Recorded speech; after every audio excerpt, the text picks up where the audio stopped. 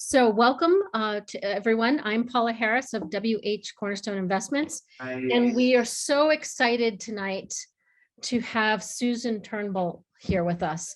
One of the things that I really get excited about is thinking about legacy planning and thinking about, as women, our place in the world and where we are going to leave footprints. It's a question I've sort of thought about for a long time. It's probably starting in my 30s. So this is an exciting concept about embracing your inner matriarch, and Susan will take us through that a little bit more. So one of the things I'm going to ask everyone to mute themselves. That would be super helpful I'm going to mute everyone, and then Susan, I'll unmute you. Unmute you. So we have a couple of Zoom housekeeping things to talk about. One is we ask that you stay muted until the time that we start to talk. And there'll be an opportunity at the end for Q&A. And we also ask that you each have a piece of paper with you and a writing instrument. So it's nothing fancy, but you're going to need a piece of paper at one point during the exercises tonight. We're also going to ask you to use the chat function. Susan's going to throw out some questions at some point during the presentation tonight. So we would like you to participate in that. We will also go into a breakout session for about 5 minutes. So you'll be invited into a breakout session as well during the evening. And then at the end, we'll have some time for Q&A. So after the program, we will also follow up with an email and a handout that will help you a little bit further gather your thoughts. So this is really time for you. So I invite you to just take a deep breath in and join me, and let a deep breath out. And this is the next 75 minutes is really dedicated to you and your thinking and expanding your mind in some different ways that you may not have thought about things so far in your life. So I also always say to people, like, take your right hand and you put it over your left shoulder and you pat yourself on the back and thank yourself for showing up today, because it's a big deal to carve out time to get to know yourself a little bit better. So I'm going to now take the time to introduce Susan Turnbull. So Susan and I met actually at a Financial Planning Association retreat in Georgia a number of years ago, and we were on the same shuttle bus, ironically, to find out we were both flew in from Massachusetts. So we are based on the South Shore, and she is based on the North Shore in Manchester by the Sea. So Susan is founder and principal of Personal Legacy Advisors. She's a professional writer and speaker, and she is well known for creating lots of tools and presentations that she shares with the general public, as well as a lot of other organizations in financial services and estate planning as well. She's uniquely known for her personal and practical focus on the qualitative aspects of estate and financial and philanthropic planning. She is the author of The Wealth of Your Life, a step-by-step guide for creating your ethical will. She's the co-author of Cross Generations, a 5-step guide for creating an expression of donor intent, creator of Life Legacy Cards and the Life Legacy Conversation Tool, all designed for those who agree that wealth transfer to future generations has both a tangible and intangible dimensions. Susan and her husband, as I said, live in Manchester by the Sea. So Susan, I welcome you to today's program, and I'm going to turn it over to you. Thank you so much, Paula, for that wonderful invitation. And I want to also share my gratitude for all of you carving out the time to come tonight and your interest in this topic. So last year sometime, a friend of mine and I were talking about our grandchildren. And she said to me, you know, you're a matriarch. And there was something about the way that she said it, and hearing that word just made me kind of sit up a little bit straighter and to feel kind of noble. And I am, I guess, by many definitions, a classic matriarch. My mother is gone. All the all the women in her generation have passed away. I'm the eldest of 3 daughters. I am a grandmother. And so by many measures, I would be a matriarch, but I never really thought about myself that way. I'd never given myself that definition. And when I had that reaction to hearing that word, I thought to myself, why did I feel that way? And I wonder what that word means to other women. And I thought that it was worth exploring this whole idea of what this word matriarch means. And especially in this day and age where gender equality is kind of a trend, where all things hierarchical are not necessarily considered positive. And certainly the word patriarch has a lot of negative connotations. But I thought it was really worth exploring. What does it mean to be a female leader in a family, regardless of your age or your position? So I developed this presentation around this. It's been a fascinating process for me to do this. I've delivered it now a couple of times, and it's a very interesting topic to explore. And what I'm hoping to do today is just expand your own imagination about what this word means and how you might take the idea of being a matriarch, bring it into your own life in a way that really fits you and your situation. And it's going to be an interactive program. There's going to be an opportunity for you to enter some things in chat. As Paula said, there's going to be some exercises. There will be a breakout room. A lot of it will be listening to me and seeing slides. But if you have any questions or comments that come up, don't hesitate to put them in chat. And then at the end, we'll handle those in a Q&A session. So according to the Webster definition of matriarch, comes from the Greek, matri meaning mother and arch meaning ruler. So a female ruler, a mother who is a ruler is the definition that comes from Webster's. But I know that for many people, this idea has many different connotations. And I'm curious now, what I want you to do is to go into chat and enter a word or two that pops into your mind when you hear the word matriarch. Can you do that for me? We're just going to take about 30 seconds or so, and please enter words in, and Paula and I will read them out as they come in. So we have responsibility, leader, older, mentor, family CEO,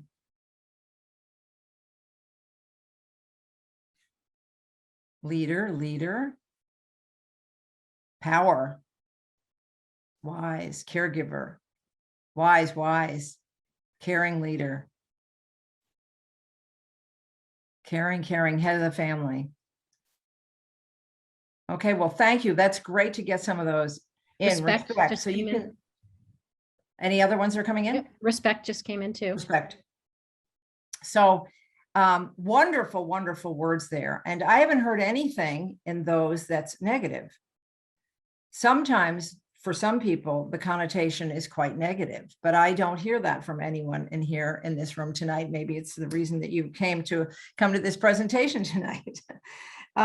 Anyway, what I wanted to do now is to take a look at some of the sort of general ways that people think about this term, some of the ways that the conception of matriarch is actually formed in our imaginations.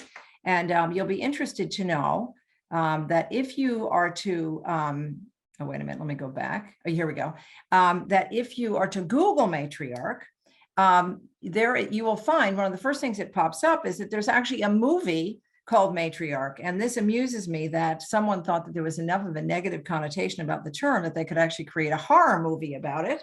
It's about this kind of kindly old woman who actually turns out to be a serial killer of babies. So needless to say, this is not a movie that I particularly want to see, but I got kind of a kick out of that. So let's go now to a figure that I think most everybody would agree would kind of fit their stereotypical idea of what a matriarch would be, which is Queen Victoria. So she was a 5-foot tall powerhouse. She was head of a country for 64 years. She was actually head of an empire that at one point covered 20% of the globe. She had 9 children, 42 grandchildren, many of whom became monarchs themselves across Europe. She actually at one point was known as the grandmother of Europe for all the monarchs that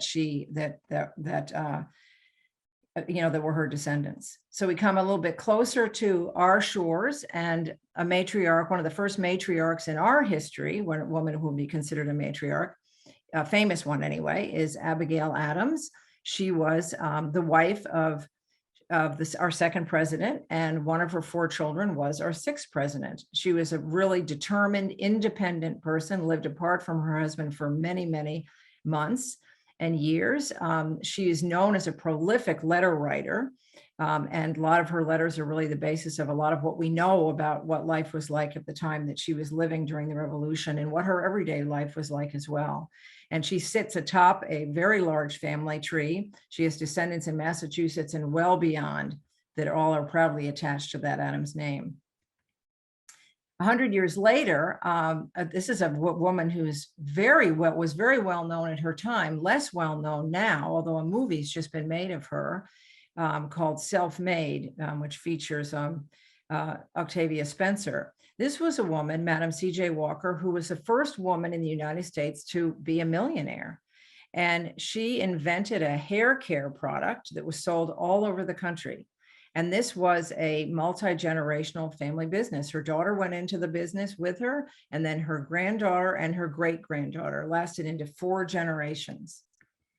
And here we have now a more, another prototypical matriarch, our idea of what one would be, Queen Elizabeth, who is also sitting atop a family and also sitting atop a country. And she considers her job that what she is the embodiment of the values of the monarchy, and the head of the family that's expected to carry on that institution.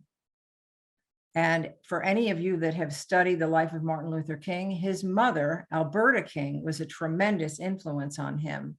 And she was college educated. She insisted that all of her children be college educated, and her husband, who came into the marriage without a college education. She was raised by a preacher who was active in the NAACP. And her values of nonviolence and education and faith obviously had a huge impact on her son. Now, here we go from high to low, and look at Kris Kardashian Jenner. So this woman has created an empire single-handedly. And she obviously has a hand in every bit of her children's business.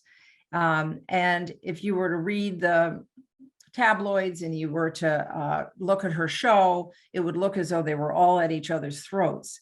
But her children call her the rock of the family and the mother bear. So she's obviously very influential in the lives of her family. They call her the rock of the family. Now let's go back to Kris Kardashian. Let's go to Barbara Bush, who, for many people, this is sort of the prototypical idea of a matriarch. And she was known as America's matriarch for a long time. And the name of her biography is actually Matriarch. And you can see here just the affection and respect that at least one of her children had for her. But the way that all of her family described her during her eulogies, it's all agreed that she was someone who her family universally admired. Jenna, her granddaughter, eulogized her and said, "You were the family glue." And again, she said, just like Kris Kardashian's family described her as the rock, she was also described as the rock of the family.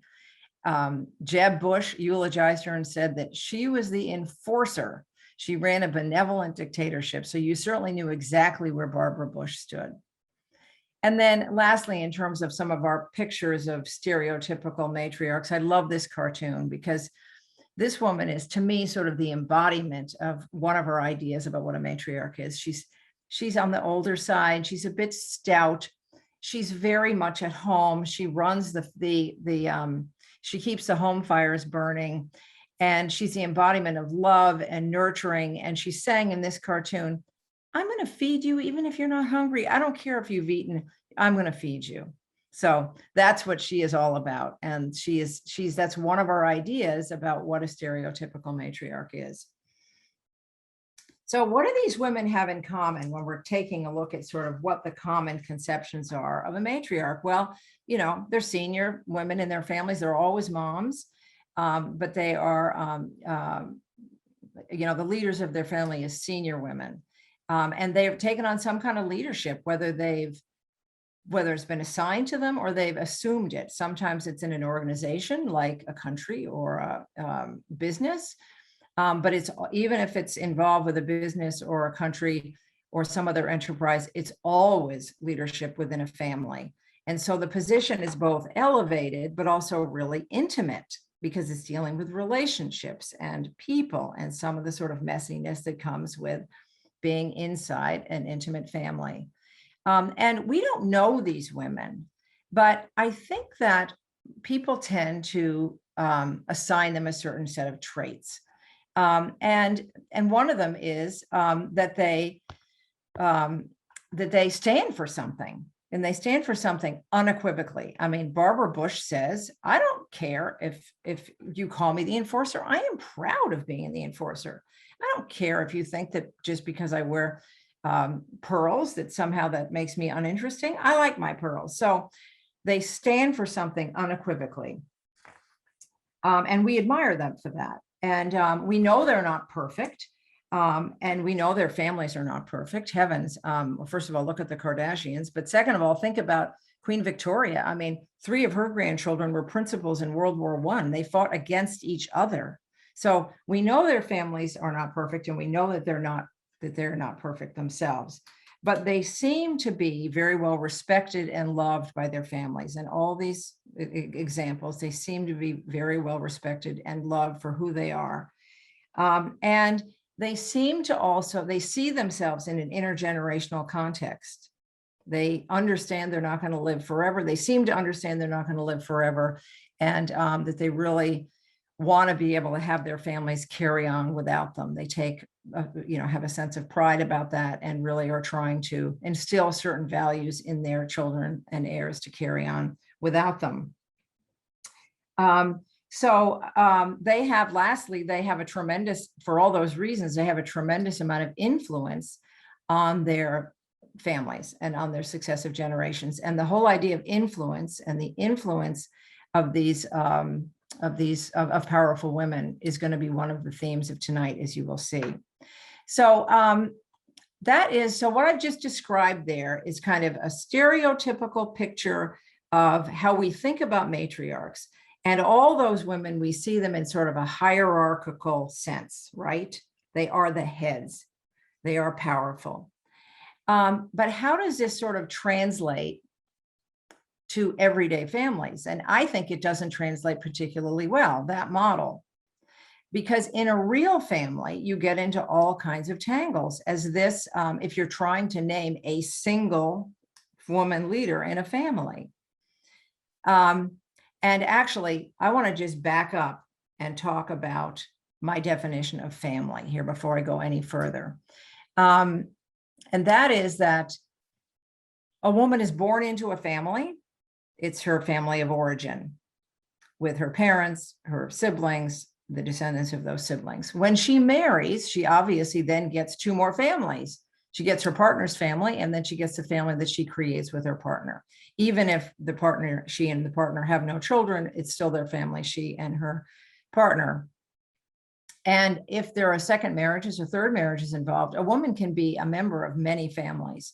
So when I talk about family tonight, I'm talking about families and the way that a woman feels in the range of her family. So I just want to make sure that I get that straight. So when you're talking about contemporary families, I don't think that the model of this single powerful woman at the top of a family works very well, because you can get involved in all kinds of complicated tangles, as this cartoon shows. Hey, wait a minute, who I want to be the Nana. So sometimes everyone is in agreement about who, that yes, there is a leader in this family. It's oftentimes an honorary member, an honor given to a woman. My friend Tom's mother is 104 years old, and she has dementia, but she will always be the matriarch until she passes away. But sometimes this idea of kind of trying to force the idea of there being a single leader in a family isn't easy or comfortable. There can be sort of subtle or not so subtle jockeying for position, which is not very healthy for a family. And one of the best examples I have of this jockeying for position to be kind of considered, who gets to be the leader, is a story that my friend Julie tells about going to the summer house that her husband inherited with his siblings. And my friend Julie was there for her 2 weeks of use of the house. And she had set the table for dinner, and she had put herself at the head of the table. Her mother-in-law was no longer coming to the cottage. She put herself at the head of the table when she set the table. She put her napkin there at the head of the table. She then invited her sister-in-law, who is also an owner, along with her husband. She invited her sister-in-law to come for dinner. When the sister-in-law came for dinner, unbeknownst to my friend Julie, she changed the position of the napkin so that the sister-in-law is now sitting in the mother's chair, and Julie has been bumped. Julie, the hostess, that evening has been bumped to the position of the sister-in-law, of the daughter-in-law. And I told this story to Paula last year as being just an example of some of the sticky situations that happen when people are jockeying for position of leadership in a family. And she laughed and said, I bet that situation happens all over the Cape. I'll bet that there could be a book written about who gets to sit in mom's chair. So anyway, that's a really good illustration, I think, about some of the problems that happen when women tend to think, well, there can only be one matriarch in a family, and it has to be a certain person, oftentimes kind of a person of a certain age or position in a family. So what I would rather do is I would like to change the definition of matriarch tonight, the way we think about it, and think about it as not a role, but as a point of view. And that a person that has a point of view of being a matriarch doesn't necessarily think of it as an exclusive role that only belongs to her, doesn't necessarily think that it belongs only to the oldest person in a family, but is a person that has the point of view of a matriarch, has many qualities of our stereotypical matriarch, in that she cares about the present and future health of a family as individuals and as a whole. And she thinks about it as an intergenerational entity. So again, keep in mind that you can be a part of many families here. So you may take in this information and think some of this applies in one of your kinds of families more so than it does in another. But what I want you to do is just open your mind to think about what it means to assume somewhat of a leadership role in your family. So a woman with the point of view of a matriarch cares about the present and future health of her family. So the individual and the family as a whole. She believes in her values and she knows her own mind, just like those famous stereotypical matriarchs, knows her own mind, stands for something. She wants to help shape a healthy family identity and culture. So family culture is something that she's aware of and wants to help shape, just like some of our famous matriarchs. She's aware she's a role model. She knows she will not live forever, and she wishes to have a positive, enduring influence to leave some kind of a legacy. And she's willing to take some action and to provide some leadership toward those ends. So this is not a function of age, but more a point of view. And most people care very much about all these things. This is what things that mothers do. So, what my point is, you don't have to wear a crown that says matriarch with a capital M to assume some of these responsibilities for the health and culture of your family. And to be seen this way, a single mother is a matriarch in her own family unit, even if her mother is still alive. So it's a question of taking active responsibility for what's going on in your family. Susan, someone just asked a clarifying question. Yeah. What if you're not a mother? What if you're in the role of an aunt? Can you still be? Okay. Yes, absolutely. Absolutely. So thank you very much for clarifying that, because when I'm talking about family and families, that includes all the different roles that a woman takes. And so an aunt is a very big role. In my brother-in-law's family, his older sister has no children. And boy, is she the matriarch of that family. There are three, I mean, in terms of what she does to hold the family together. She has no children. She's everybody's favorite aunt. She's not married. And so she is a powerful figure in that family. And because she really cares about helping that family stay together and think of themselves as an entity. And she adores all of her nieces and her nephews, and their children and their spouses. So thank you very much for mentioning that, because that's one of the points I'm talking about, is thinking about your roles in all the different families that you're a part of, and how can you take leadership in the culture and the health of the individuals and those families. So I hope that was helpful. Thank you very much for that question. I appreciate that a lot. And this sort of point of view of, so one of the things that I'm emphasizing here is this whole idea about having a positive influence upon a family system and upon individuals. And being willing to take action to provide that leadership. And this is true for women all over the world. Look at what's happening in Afghanistan. Look at what's happening to the women. So many of them are trying to get out of the country or bringing their families here or to other countries because they care so deeply about the health of their families, and wanting their action to have a positive influence upon the future of their families. And this is, these are heroic examples of women who are taking leadership roles to really make significant changes for their families and the health of their families. But it's also really true for just everyday families. And I think that the mother in Little Women, Marmee Alcott, who is based on the mother of Louisa May Alcott, she's sort of our mythic representation of a mother at home, a matriarch who is there to keep the home fires burning. And she's doing everything that she can to be an influence in the lives of her family and of her children. She's taking that responsibility very seriously. And that's what so many women are doing every single day, is taking a role and being the leaders of being influential in their families. So I want to explore a little bit this idea of what it means to be influential. And that's really key to all my presentations about legacy, all my thinking about legacy, is that I've come to this understanding. My definition of legacy is, I'll just finish up by saying, since I froze there when I was talking about legacy, the reason that I emphasize this idea so much about the influence that women who think like matriarchs can have upon their family, the idea of influence is the key to my definition of legacy. And legacy is one of those terms that's really vague sometimes and hard to get your arms around.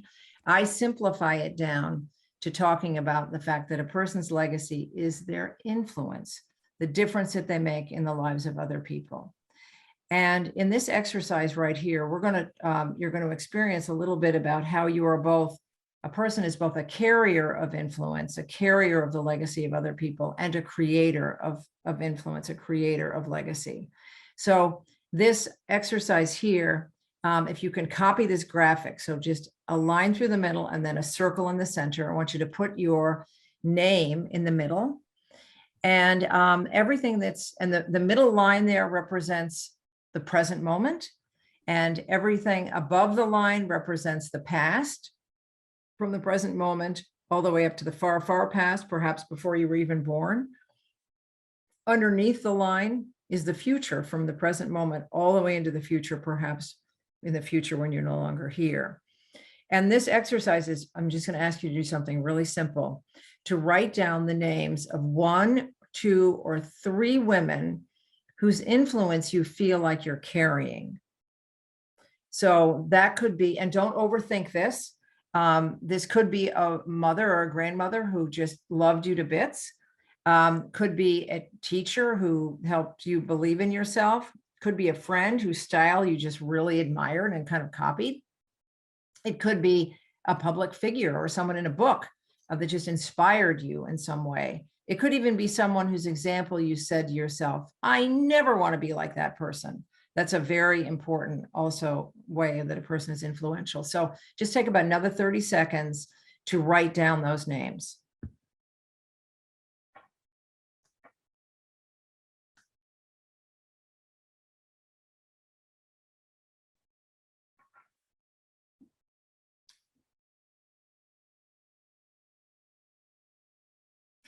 And once you've written down the name, see if you can come up with the names, see if you can come up with an adjective or a character trait that you would assign to that person. Those people, one for each name.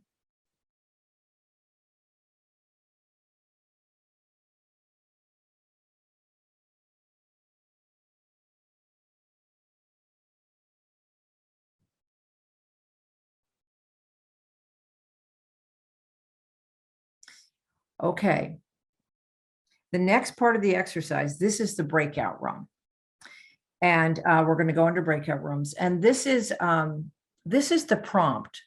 What this breakout room is about is a chance for you to really talk about one of those people, to share a story, a recollection, a description of one of the women whose names that you picked. So you're only going to have, it's a total of 5 minutes, and which means you're each going to have 2 minutes to talk.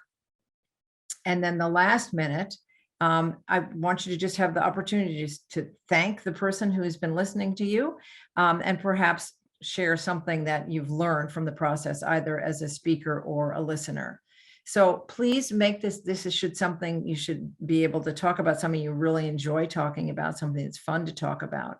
And one of you should be a timekeeper, please, because you have a very limited amount of time. So Paula, if you could put us in breakout rooms, you're going to be in pairs. Yep. And you will get a warning when the rooms are going to be starting to close. You So have a pay minute. attention to that, and then they'll automatically close and throw everyone back in. So I'm going to create them right now. Paula, would you review how many minutes each person is supposed to speak? About 2 minutes. 2 minutes, and then use the last minute to thank each other and perhaps share something that you learned in the process of either speaking or listening. Okay. And I'm going to move. All right. I'm going to open all the rooms. Hold on. 2 people are showing up by themselves, and we don't want that to happen. Yeah. Can you put them in each other's room? Yep. And we're going to end up with 3 people in one room. I'm sorry. Okay, that's fine. Yes, you just have to divide the time accordingly. Yep. Susan, you're going to be in. All right. We're going to.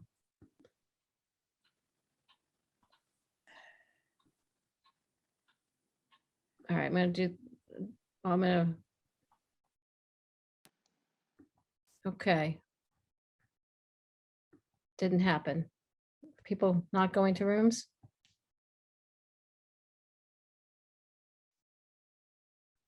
It's working, Paula. People going to rooms. Okay.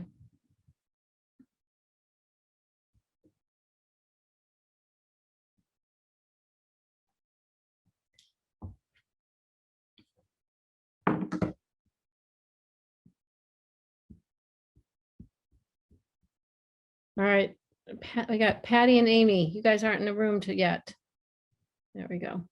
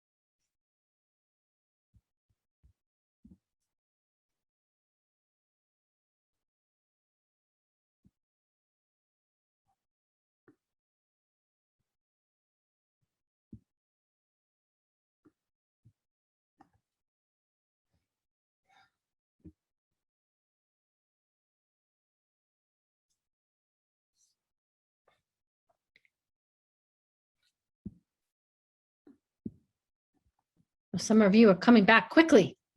You're efficient talkers, efficient sharers.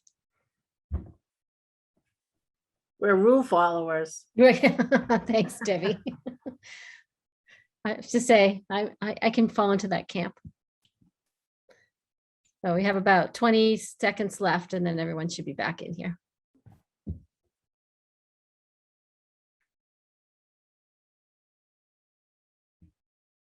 Was it interesting discussion? Okay, good. Interesting in similarities of our mentors or. Ah, that's very I interesting. thought, yeah. Good. All right, here we go. Everybody back in?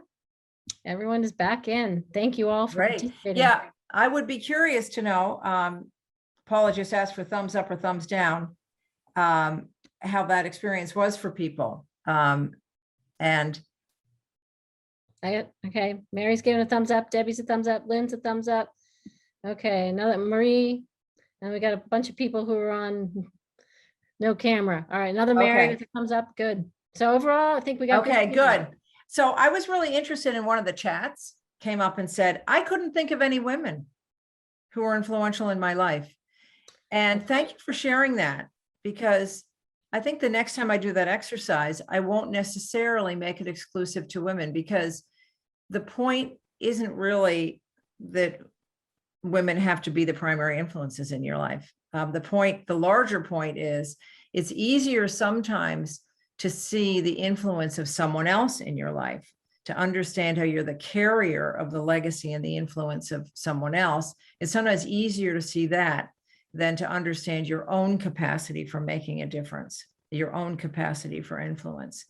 So that's really the point of the exercise. And I do hope that the storytelling was fun and kind of brought you back into your own life experience a little bit and remind you of the ways in which other people have made a difference in your life.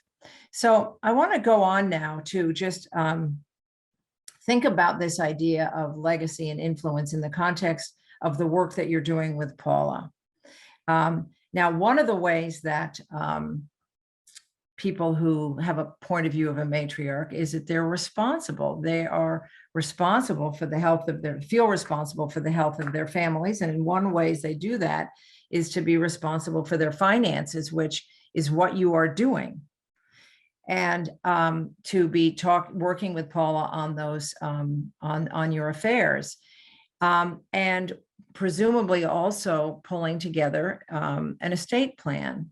And I want to suggest that there is a really profound question to bring to your work in your work with your estate and financial plan that kind of is a, am I on or did I drop off again? You are on, but your presentation's not on. My gosh. This is so frustrating. I haven't done a thing. Well, I think that probably the breakout rooms may have done it.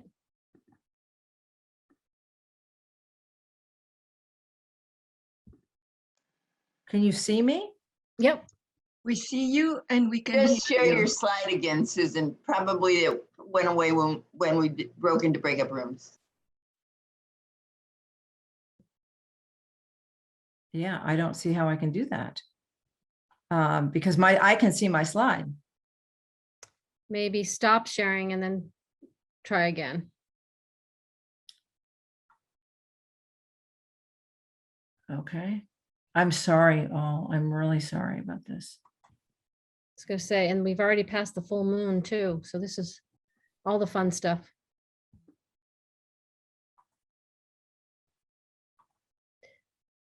But I think, yeah, here we go. Okay, I just need to see it as a. Okay, do you see that? Yep. Okay.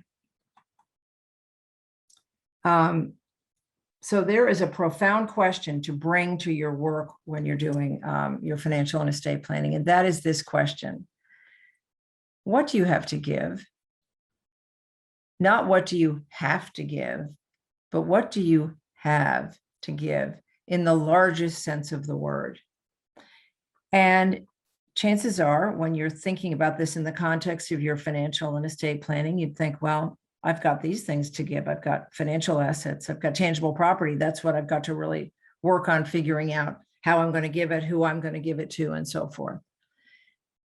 But is that really all you have to give? Is that really all you want your loved ones to get from you, both during your life and when you're no longer here? I think if you were to think about it, is that all you want them to get from you? Is that all you want them to receive from you? You'd say, well, no, actually, not at all. I have a lot of other things I hope they get from me. I hope what I'm giving them is a healthy foundation. I certainly have love and blessings to give to them. I hope I can make them feel like they're part of something larger than themselves. Attachment to a family, attachment to family stories. There's certainly stories that I have that if I didn't share them, they might die with me. So attachment to something larger, family stories, attachment to values. Those are all things you have to give. And most people want to feel like they have given them in some way, and that there are life lessons that they have that they might share. There's certainly traditions that people want their loved ones to pick up from them and carry on. Traditions and recipes, all kinds of things that are not tangible. And during your life, of course, the greatest gift you have is your time, your attention, your energy, your ideas, your example. And my definition of legacy, here it is that your legacy is the enduring influence of all the gifts you have to give. And when you're doing your work of estate and financial planning, I think this is a beautiful lens to look at the purpose of your money. And that is, in what ways can what's in the left column support what's in the right column? And that is, there's a direct connection between those two things. So when you consider your tangible assets and your intangible assets, there you really have a pretty complete picture of all the gifts that you have to give and all the different ways that you are creating influence with those gifts. So what's in the right column represents a lot of what women are really good at giving. Now, men are really good at giving a lot of those things also. And I'm not saying that you would be alone in this. Not at all. Your partner has a lot of a big role to play in all this as well. But let's face it, some women are better at communicating some things than men have a different style than women. Women might find in some ways a more natural way to pass on some of these things.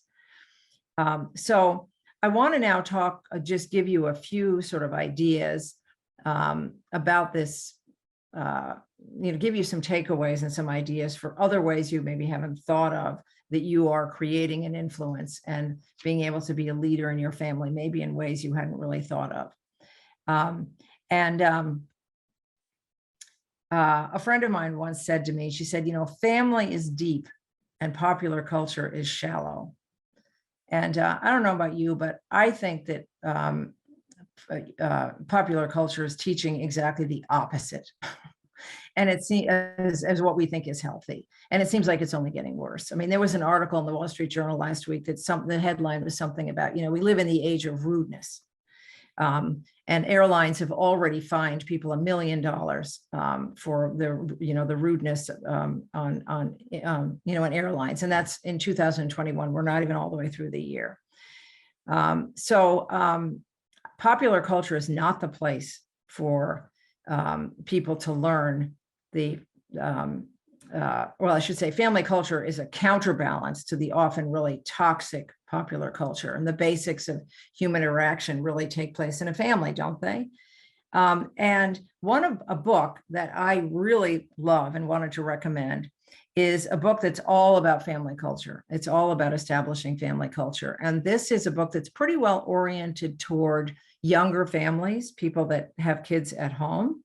But women of all ages, I think, can find something valuable in this book. I've given this book to all of my grown children who have children of their own, because I think there's so many really good ideas in how you actually build a family culture.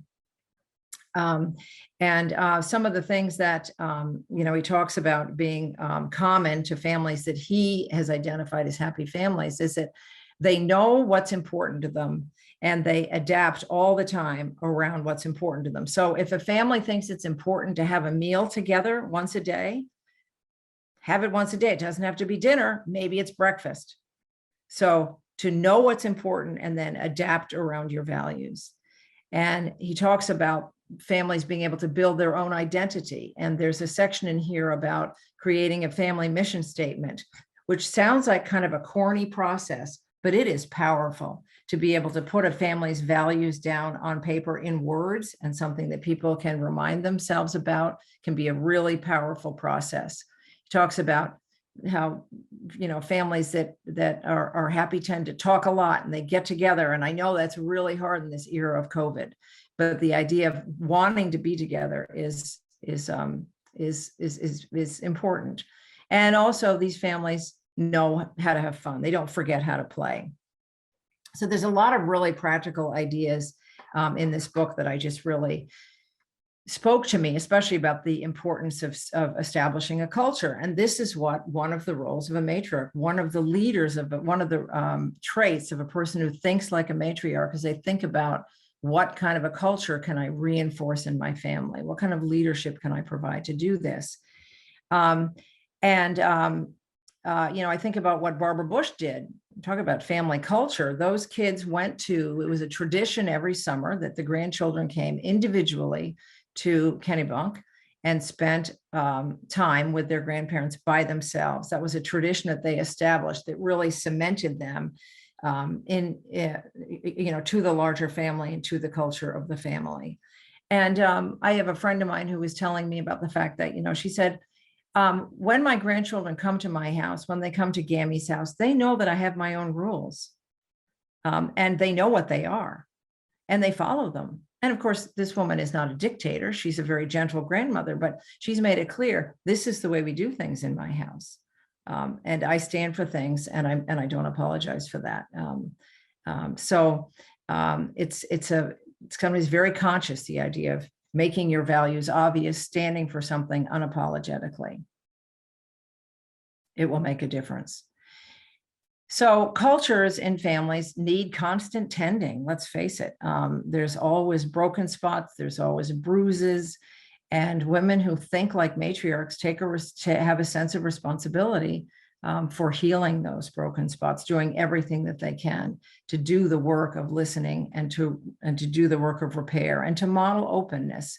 And when there's dysfunction, when there's someone whose behavior they truly don't understand, to be able to model be able to say, I'll be honest, I'm having a really hard time with this, but I'm not going to give up on you. So that can be the role of a woman who thinks like a matriarch, is what can I do as a leader to help repair the broken and bruised spots in my family? Another book that I wanted to draw your attention to this is another fantastic book called The Art of Gathering. And lots of women like to be gatherers, and women who think like matriarchs and want to take some measure of leadership in their family might want to think how this applies to gathering, to bringing people together. And the thing that I love about this book and what her point of view is that she says, when you're the hostess of a gathering, don't be what she calls a chill host. A chill host meaning someone that just kind of lets the party take care of itself. She says that you should be, as a hostess, generously authoritative, which means to provide some structure, that people actually like to feel as though they're part of a shared experience that has a purpose. So don't let a gathering go to waste. Try to create an experience of belonging by actually providing a hidden but gentle structure. So let's think about Thanksgiving, how this would apply to Thanksgiving. So what she would say about Thanksgiving would be, let's think about what the purpose of Thanksgiving is. Is the main purpose to celebrate just a lot of good food? Is that why we're gathering? Or are we gathering because we want to have an experience of shared thankfulness? Is the gathering to really celebrate who we are as a family? What's the main purpose of the gathering? Now, many people would say that it's all three of those things when it comes to Thanksgiving, but for the purposes of what she's saying in here, to pick a singular purpose and then create some kind of an activity around it. So if the main gathering is food, then what could you do that would really kind of emphasize that people share an experience around that food that was different, that was different than just eating it? And maybe what it is that people talk about why they brought what they brought. What's the story behind the recipe that they brought? And even if the story of the recipe is, well, I just got it online this morning, that's a story. That's a story. Maybe if it's about thankfulness, maybe there's an exercise, a shared exercise about being thankful. One of my favorite ones that I heard is to have everyone that comes to Thanksgiving write on a slip of paper something that they're thankful for over the year, perhaps, or maybe over the previous month, or maybe even the previous day, but something that they're thankful for. Put it in a basket, and then sometime during the meal, pull out the basket and pass it around and have everyone pick out a piece of paper, presumably not theirs, and read something that someone is thankful for. That's a shared exercise. It's just shared experience. If the purpose is to celebrate family, then perhaps what you're doing is creating a shared experience of listening to stories that people are sharing that they might not otherwise share unless given the opportunity. And this is where I want to introduce my life legacy cards. I'm not trying to sell you on them, but this is an example of the power of a singular prompt to get people to share stories. And imagine the difference stories that an 8-year-old would tell in answer to this prompt compared to an 80-year-old, to talk about an experience you hope everybody gets to have. That creates an experience, a Thanksgiving experience that might be very different than any other Thanksgivings you've had before, where people are really listening to each other in new ways. So what this woman would say about the art of gathering is, don't waste a gathering, a family gathering, any gathering. Think about what your purpose is and then create some kind of a structure that really supports the purpose and highlights the purpose. So the last thing that I really want to get into tonight is the whole idea of ethical wills and personal legacy letters. And Paula talked about how that in her introduction, about how that's one of the things that I've developed an expertise around.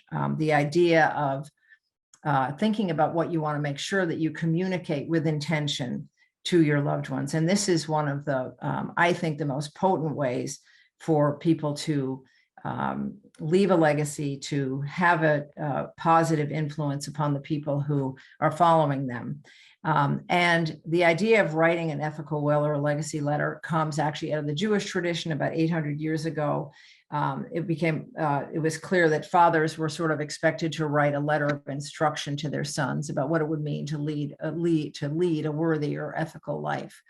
And these old examples of ethical wills are just really interesting, very prescriptive, sort of rule from beyond the grave. But I was really sort of taken with the idea of intentional communication and wanting to, the idea that in addition to passing on your tangible wealth, you would think about how you wanted to create a timeless message of some of the things that are most important to you, and sharing things that were either for personal or practical reasons, things you wanted to make sure people really understood and got from you and could access your voice forever. And I just want to give you an example of a contemporary document. I just want to read an excerpt of one where a woman has writes to her son that she says, "You're a wonderful young man with ideas of your own that we have great respect for. And you know us well enough that you'd probably be able to identify most of the things that are important to us. But even so, the idea of leaving an ethical counterpart to the estate plan is something we think is really important to do, since we've centered our family life on the values and not the assets." And she goes on to say in this letter that she says, "I write these things not with the expectation that you need to follow them, but because this is a gift of, I want you to understand my point of view and how I see and feel the world," which is, to me, a perfect summary of how I think about a contemporary ethical will or legacy letter, that it's a gift of yourself. Everything that was on the right side in terms of values and life lessons and feelings, all those things, if you want to be able to create sort of a permanent record, a legacy letter, also known as an ethical will, can be a perfect instrument for doing that. Some people like to create a video or a recording instead of that. Also totally valid, but the idea that you're creating something that's timeless, that's in your voice, is a beautiful thing to do. I often urge people to share their letters while they're alive and not just create a monologue that's going to be read only after your death. Share these so that they can perhaps begin to foster a conversation, and consider that they are actually works in progress, because you're a work in progress and so is your audience. So I just wanted to share just a paragraph, another example of a contemporary document where this woman is having the chance to say thank you and I love you to her children. This is an excerpt of a one-paragraph ethical will. It's a long paragraph, but nonetheless, it is only one paragraph. And she says, I fully expect that I will live for a very long time, to see you well into adulthood and to share your future with you. There's much to look forward to, and I'm planning on being part of all the adventures and all the challenges and all the joys. But if for some reason I'm not, the most important thing you need to know is how much my love for you created the person that you will remember as me. I made you quite literally in my womb, but you made me too. So I hope you can imagine that that would be a profound thing. That kind of an expression of love is a profound thing to create, and a really profound thing to receive. There's a beautiful book called The Four Most Important Things by a doctor who works with people at the end of his life. And he says that the four most important things that people need to say before they leave this earth, or to hear from someone else, is one or more of these four things. Thank you. I love you. Forgive me. I forgive you. And some of those things, honestly, might be hard to say face to face, but they come across beautifully in a letter. So I urge you all to think about how this might apply in your own life. And I did write a guidebook for how to create an expression of, how to create an ethical will, which has lots of ideas for all the things that you could cover.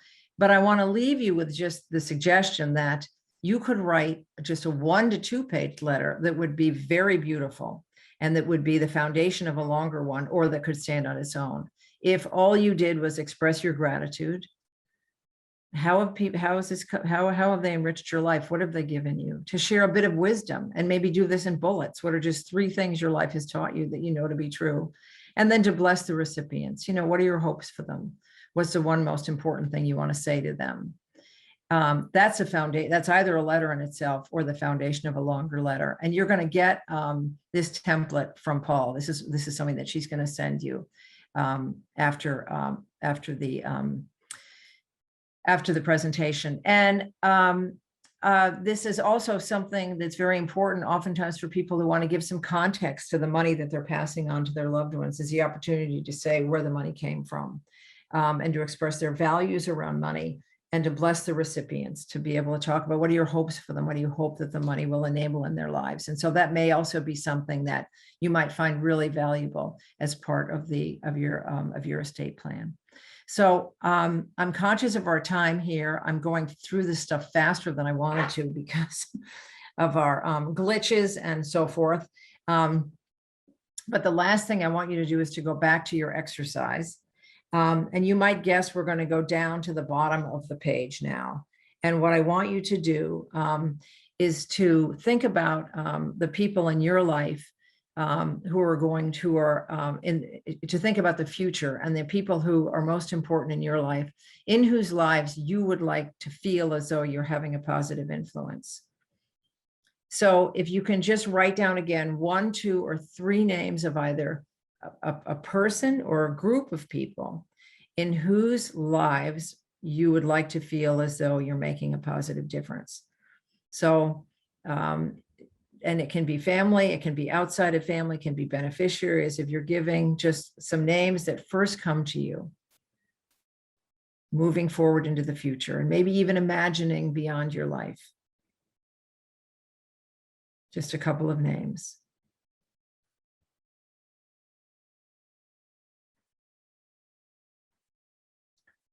And the last part of the exercise is I want you to do what you did with the folks whose influence you feel like you're carrying, I want you to put some words attached now next to your own name. What are 3 adjectives that you hope that others will use when they think of you?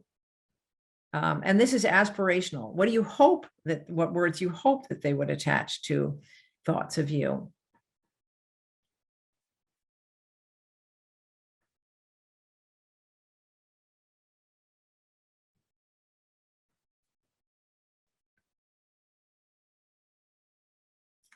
And I'm just going to wrap up here with this quote, which I just love. And this is all about the wisdom of someone who thinks like a matriarch and has the point of view of a matriarch. And we're going to come full circle here to the mystery of legacy. When he says, this is from David Brooks in his book, The Road to Character. The job of a wise person is to swallow the frustration and just go on setting an example of caring and digging and diligence in their own lives. What a wise person teaches is the smallest part of what they give. The totality of their life, of the way they go about it in the smallest details, is what gets transmitted. Never forget that. The message is the person, perfected over lifetimes of effort, that was set in motion by yet another wise person, now hidden from the recipient by the dim mists of time. Life is much bigger than we think. Cause and effect intertwined in a vast moral structure that keeps pushing us to do better, become better, even when we dwell in the most painful, confused darkness. So we've come full circle to really think about the mystery of legacy and the mystery of influence. I mean, we never really know the kind of difference we're making in the world. Nor do we ever really know of all the people who've been influential in our lives, who've come to us through the mists of time. And all we can really do is to live our best lives, to do the best job we can for our families and our circles, and our closest circles, providing leadership wherever our hearts tell us it's most needed. And that's really the work of a lifetime. But if done well, it echoes far beyond us. So I want to thank you very much for your attention today. You're all matriarchs in spirit, and I just really appreciate your attention tonight. And I hope I was able to give you some inspirational and practical takeaways. So thank you, and let's open it up for comments and chat or questions. Sure. So first of all, I just want to say a comment already came in. A couple comments have come in. Excellent session. Don't worry about the technology. It didn't matter. Great content and great things to think about. So I think, let's feel free to spend a few more minutes. There is a hand raising feature under reactions on the bottom if anybody wants to speak up or ask a question or share something. But also, I think we're small enough that if you just want to unmute yourself, feel free to do that. I think, Susan, you did a wonderful job of getting us to think about lots of different aspects. And I think the timing is so perfect. We actually chose this time to be right before Thanksgiving and the holidays, because so much happens when we're together with family, and wanted to give people the tools to approach this holiday season maybe a little bit differently than you have in the past. And I know I do some speaking on the gift of preparedness, and I actually have leveraged your tools. Susan, I don't think you've ever seen my presentation, but I have the legacy cards and the ethical will, the pictures of them in my presentation. And I think this is such an important topic. So thank you. Well, thank you. And so I saw that there was a question about the cards. So the name of my website is Personal Legacy Advisors. If you're curious to look at the guidebooks and the cards, the Life Legacy cards that's a sample that you saw a couple of them actually. So and I did put the link in the chat. Okay. Yep. Yeah. Anybody want to share something else? Sure, I would, Paula. Okay, Mary. I had never heard of an ethical will, but shortly after losing my husband, I was compelled to be financially and legally, kind of in a better state in case something happened to me, so my children would be all set. And I did write an ethical will. It was something intuitive. I didn't use a guide, and it was really fun for me to watch this because I said, I did that. So it's really strange that I think I was so emotion filled after I lost my husband that I wanted to capture the essence of him and us and make sure that was preserved for my children. So I love that you've done this, and it is something that I pass on as a widow coach to my clients. So it was excellent. Thank you. Oh, Mary, I so appreciate that's such a beautiful story, and the idea of capturing your husband in the letter, especially beautiful. Thank you so much for sharing that. And there's a message in the chat that says, can't we come up with a better name than ethical will? I mean, let's face it, it's a terrible term. It doesn't tell you what it is. It's not about ethics. It's not legal. It's not legally binding. It's not a will, but it has this really interesting history that comes out of the Jewish tradition, which is why I still call it an ethical will, but I always subtitle it that it's a legacy letter, because an ethical will, the term doesn't tell you what it is or have any clue about how beautiful it is what Mary just shared. That's a very good point. Other thoughts?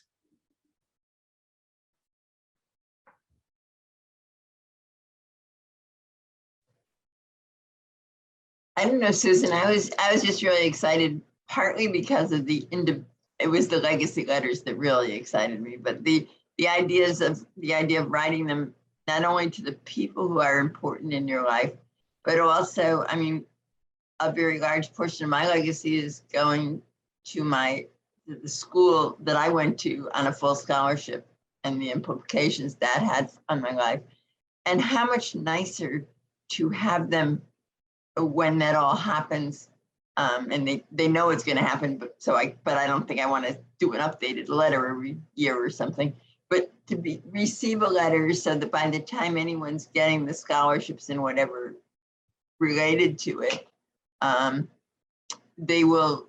they'll have my message.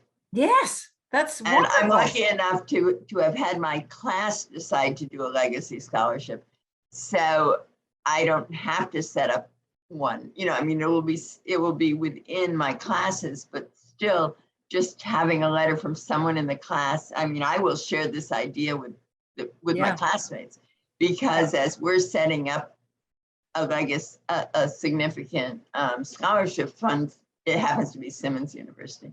Okay.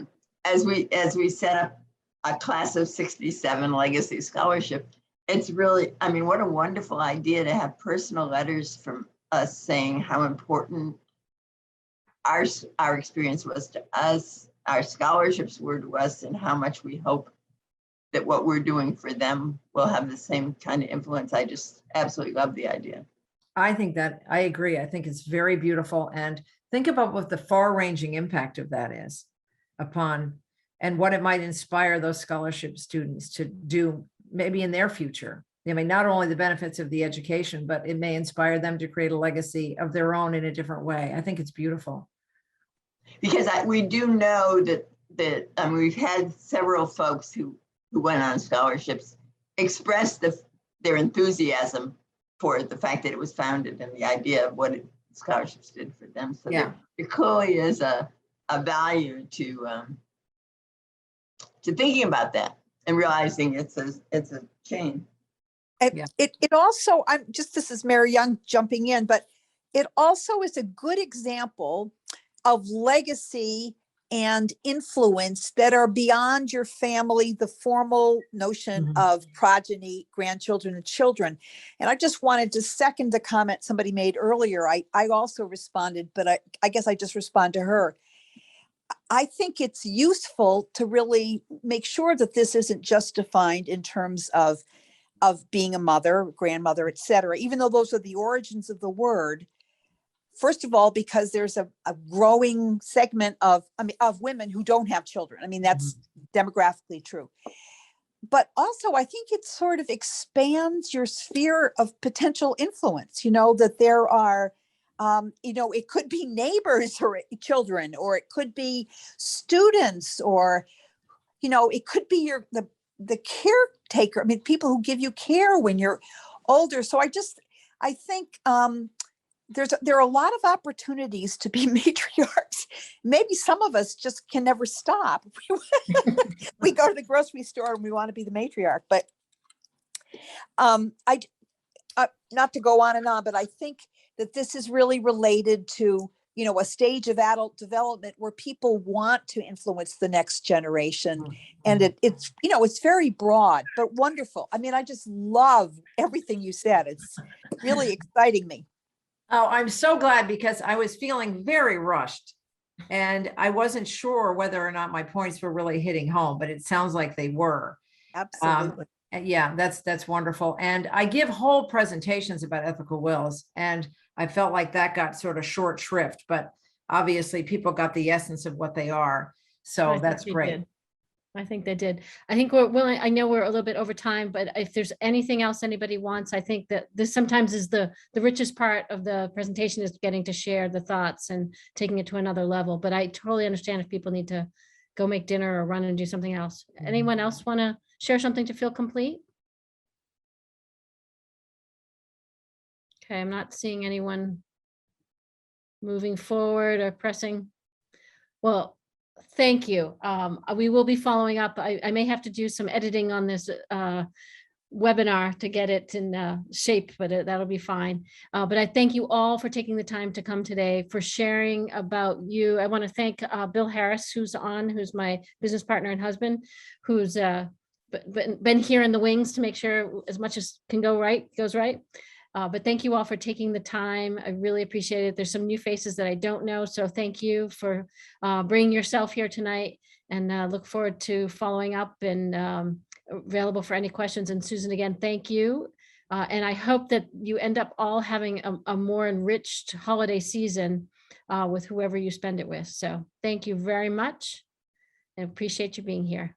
Thank you. And if anyone wants to, I'm as close as my website to get in touch with me. If anyone has any questions or thoughts or anything, feel free to get in touch with me anytime. Yep, I will send that out in the follow-up. Okay, great. Awesome. Thanks, everybody. Thank you. Thank you, Paula Thank and you so much. Bill. You're welcome. Susan. Excellent. Thank you. Okay, Paula. you're welcome. Thanks, Susan. Thank you. You're welcome.